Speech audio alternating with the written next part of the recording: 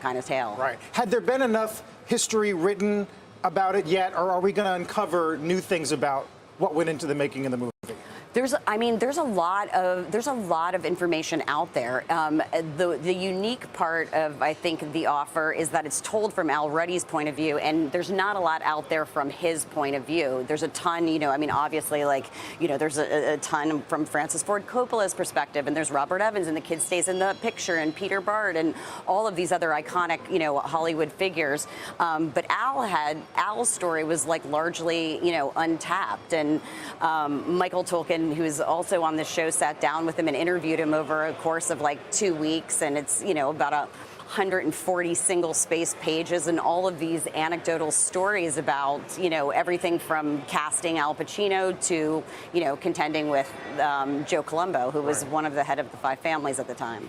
Did it make it easier to pitch? Because it was something Hollywood understands. Oh, the making of an iconic movie. It's right. It's literally in our backyard. I think that I wasn't there for the pitch, but from what I understand, Nicole Kidman at Paramount Television Studios told me that when Al Ruddy came in, I think that she recognized, obviously, all of the same things that that I had recognized, and Al Ruddy has this fairly well-known quote now about every day producing The Godfather was the worst day of my life, and it was just sort of wrapping your head around what that entailed, battling for the fights for casting, budget, all of that kind of stuff, this sort of behind the scenes. But I think that when you add the mafia element as well,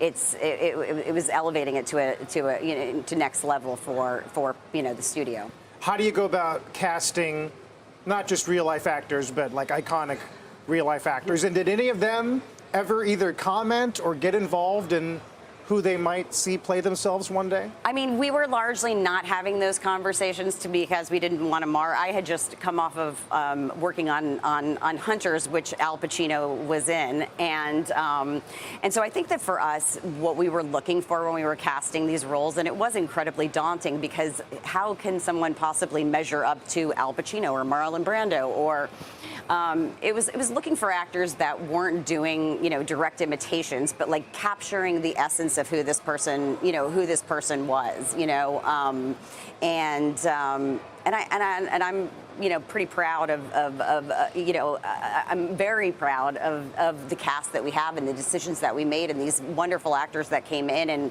were willing to put themselves on tape, to play these roles. Yeah, I mean, I'm always amazed. I mean, Khan, his career alone is legendary, but the guy tweets a picture from production of The Godfather almost every other day. I mean, it's obviously so important to them, and I would imagine, although Duvall's a little more quiet, I mean, it's very personal to them. How this, I wonder, how they'll think about how it's perceived, right?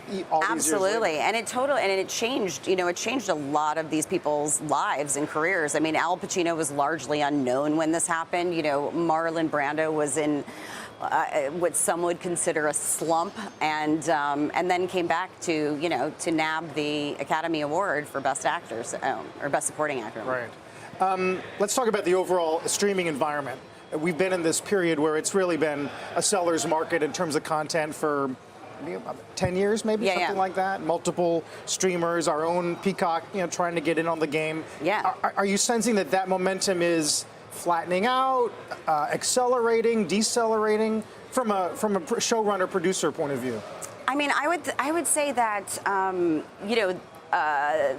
there's more opportunity for sure. There's also more competition. As far as setting up a show, selling a show, what a show needs to have in order for it to be considered dynamic, what the hook is, what platform it's going to go on. Is it going to reach a broad audience, or is it very cable and specific and reaching a small but critically acclaimed audience? Sure. So I think that it's. Like I said, I think that there's more opportunity. It's also incredibly difficult because there's so much out there and there's so much content. What about your show is going to be the thing that that pulls eyes onto it? Right. Are bidding wars more or less common? Yeah, it happens all the time.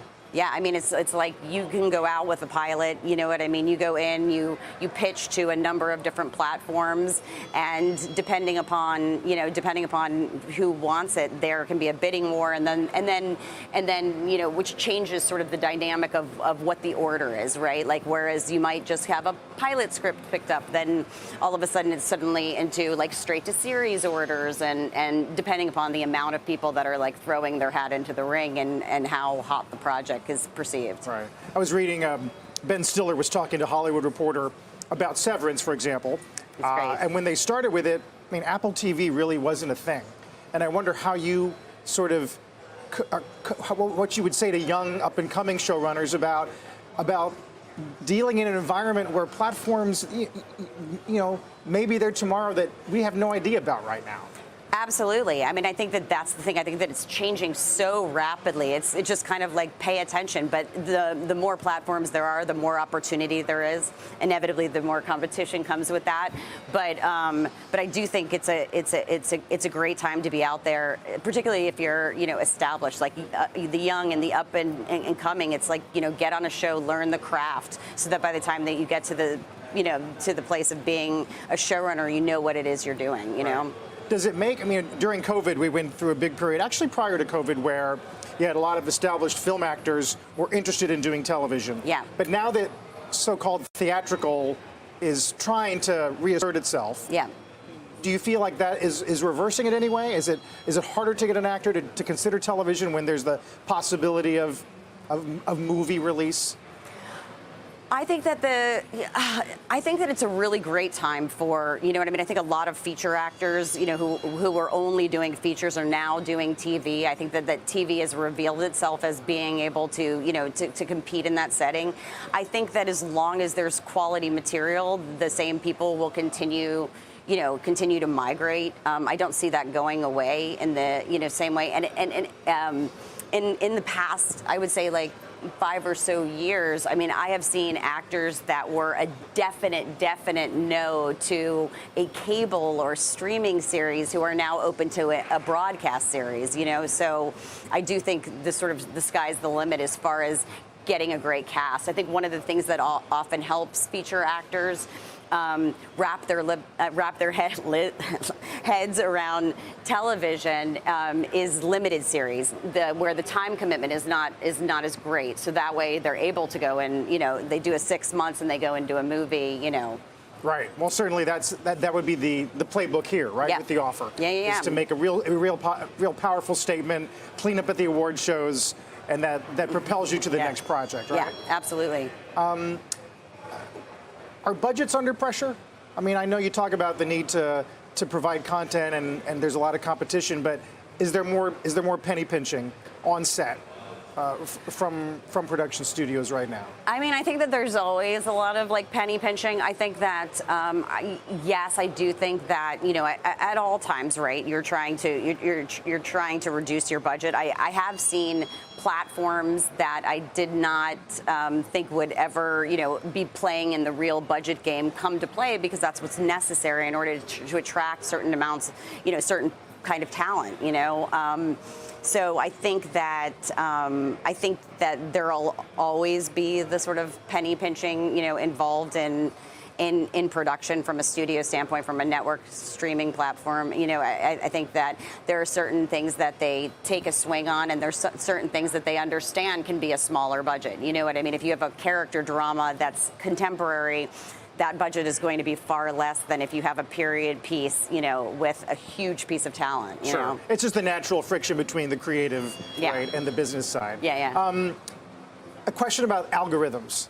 There's a plot in Barry this season where one of the actors she's an actress, and she thinks she has a green light at a studio or a streamer, and the algorithm didn't like it, and her show gets canceled. Right.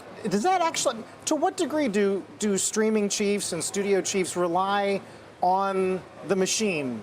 I mean, and is it ever a deal breaker, or is it just one more component that goes into decision making? I think it's one more component that goes into decision making, and I think that some of the streamers are focused on that more than others. There's some that I think that that are, that are largely motivated by creative content that they think people are going to watch, and big swings. Anybody like superhero. Sorry, anybody that's in tights, essentially. I feel like there's a lot of, I think it's harder and harder unless you're on a platform like FX to do like a small, intimate character drama, which they do very well. Yeah. Yeah, no, you're right. It's kind of hard to imagine that Atlanta would have passed if it were just an algorithm test. Yeah, right? I don't know. And the thing is, Atlanta's the better for it. I mean, it's so incredibly unique. It can't be, it can't be put in any kind of box. And I think sometimes people are scared of that. But FX was brave enough to swing, and it's just remarkable. We cover Viacom a lot, and Paramount Plus, as we've been saying off camera, has been a real upside surprise relative to where people thought it would come in. What's it like working? What would you say about Paramount at this point? I mean, I personally, like, I love it. I dealt intimately with Nicole Kidman, who's at the studio and at P Plus, and Jenna Santoyani, who is I'm gonna butcher her title, but like an SVP. Be there, and I had worked with Jenna on Hunters before I, did The Offer, and had worked with Nicole before as well. And to me, it feels like family. It feels like there's an intimacy there that I haven't experienced on some of other overall deals that I've had, and it just makes it easier because when people know what your strengths are and even what your weaknesses are, it allows you the capacity to find the best fits for the projects that you want to do and the projects that they want you to do. Mm-hmm. And what comes after The Offer for you? I have sort of a lot of irons in the fire. I'll just say that. And right now I'm helping out on a show for Showtime called American Gigolo that will be coming out in September.